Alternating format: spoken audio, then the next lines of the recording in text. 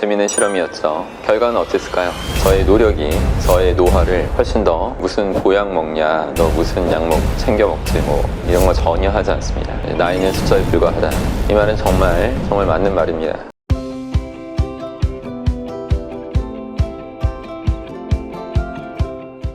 안녕하십니까, 여러분의 심리멘토 박쌤입니다.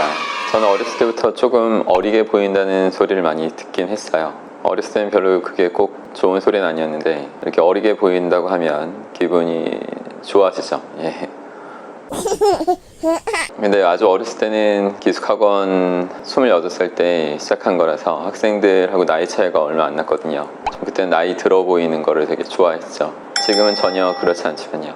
작년부터 또 운동을 꾸준히 매일매일 1시간 정도 하고 있기 때문에 더군다나 좀 군살이 많이 빠졌고, 그래서 더욱더 젊어 보인다는 소리를 많이 듣습니다. 제가 바빠서 동창회나 뭐 이런 거 나가지 않지만 언제 한번 이렇게 친구들 만나게 되면 제가 봐도 친구들하고 같은 나이지만 정말 큰 차이가 외향적으로 나는 것 같아요.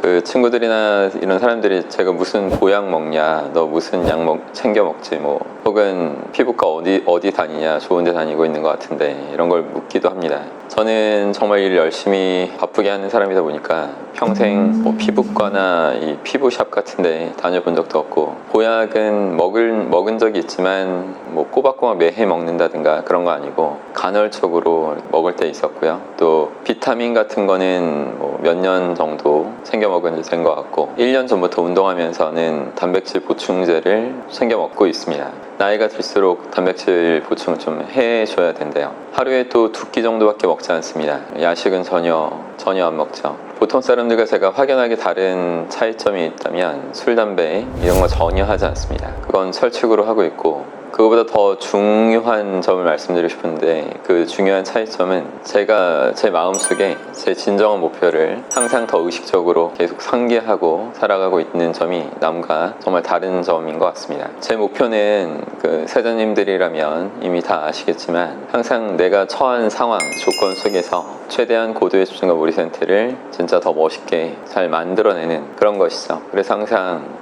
이 궁극적인 이 목표, 저의 목표를 항상 생각하고 또 떠올리면서 목표에 맞는 행동들을 자꾸 계획하고 그걸 계속 실천해 나가는 거죠. 남들을 항상 집중 더 시키고 몰입시키기 위해서는 그래도 이왕이면 제가 더 젊어 보이는 그 몸의 상태를 유지할 수 있어야만 그게 훨씬 더 유리하다는 걸 제가 잘 알고 있기에 계속 또 무의식적으로까지 그 젊음의 모습을 다 이렇게 계속 유지하려고 하는 노력이 아마 저절로 되는 것 같습니다.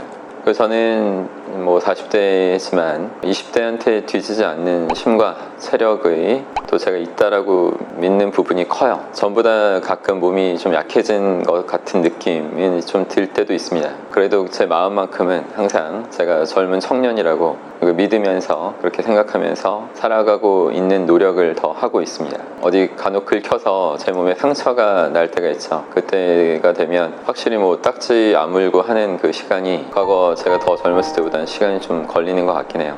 약간 서글프긴 한데 몸에서 어쩔 수 없는 노화가 계속 이루어질지라도 항상 제 마음만큼은 제가 항상 젊은 사람이라고 아주 강력하게 믿고 있고, 저의 노력이 저의 노화를 남들보다 훨씬 더 늦춰줄 것이라는 것을 저는 확실하게 믿습니다. 1979년에 하버드 대학교의 심리학과에서 한 연구입니다. 당시 나이가 70대, 80대였던 남성 8명을 대상으로 한 실험이에요. 이들을 한 건물을 빌려서 그 안에서 거주하게 하는데, 그 건물 내부를 그 당시 20년 전이면 1959년인데 1959년처럼 완전히 꾸며놓은 거예요.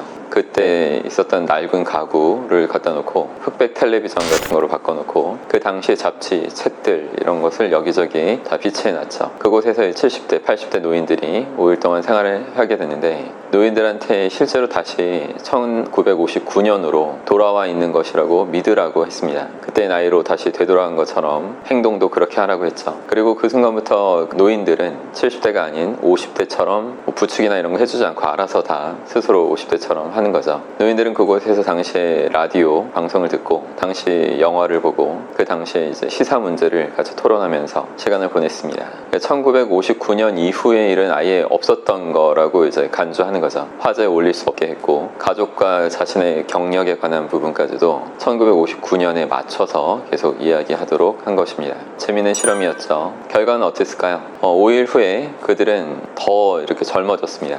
청력도, 시력도 더 좋아졌고 기억력도 향상되고 식욕도 더 좋아졌고 몸놀림도 더 민첩해졌습니다. 처음 그곳에 왔을 때는 지팡이를 짚고 있었고 자녀들한테 도움을 받고 의지했던 사람들인데 돌아갈 때는 자신의 힘으로 가방을 들고 당당히 걸어 나갔던 거죠. 여러분, 사람들이 흔히 말하곤 하죠. 나이는 숫자에 불과하다. 이 말은 정말 맞는 말입니다. 하지만 그게 정말 맞는 말이 되고 그걸 쓸 자격을 갖추려면 항상 언제나 목표를 생각하고 자신이 사는 이유를 분명하게 정신에 인지하면서 그렇게 정신을 차리는 상태로 계속 노력하는 삶을 살아가는 사람일 때 진정성도 생기고 그 말을 쓸 수 있는 분명한 자격도 생기는 것 같아요. 여러분, 의학기술로 100세의 시대가 됐다고 하는데 이왕 그렇게 오래 살아야 된다면 항상 목표를 분명하게 근원적 목표를 딱 견제하시고 그 100세 동안 살면서 그 더 건강한 몸을 유지하는 상태로 멋있게 사실 수 있도록 노력하시기 바랍니다. 저도 계속 노력해 나갈 것입니다. 그럼 항상 힘내십시오. 고맙습니다.